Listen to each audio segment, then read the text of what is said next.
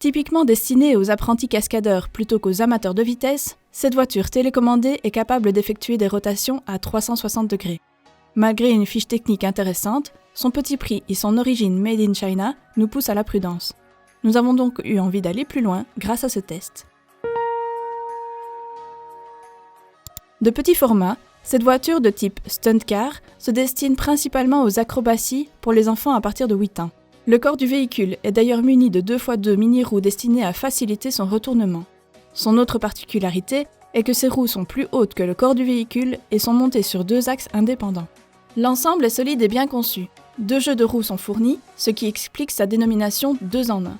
Vous pouvez donc choisir de placer soit les 4 pneus, soit les 2 chenilles. Tous sont équipés de caoutchouc épais, destinés à garantir une meilleure adhérence au sol. Contrairement à la plupart des modèles que nous avons testés, celui-ci fonctionne avec une batterie. On apprécie que 2 exemplaires soient fournis dans la boîte, chacun avec son chargeur de type USB, car cela permet d'enchaîner les séances de jeu de manière très confortable.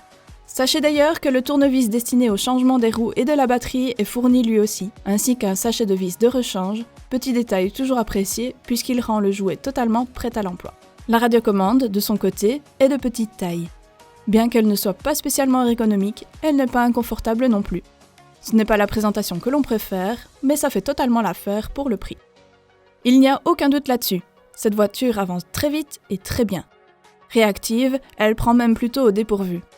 Elle n'est pas facile à maîtriser au premier abord, car la commande n'obéit pas au mécanisme habituel, avec un stick pour avancer et reculer et un stick pour tourner à gauche et à droite.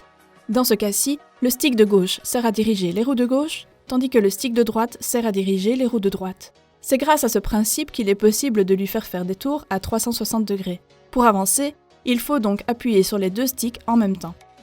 La principale difficulté rencontrée au pilotage, c'est que le design du véhicule ne permet pas de distinguer clairement l'avant de l'arrière, et qu'on est de ce fait souvent désorienté sur la direction à prendre.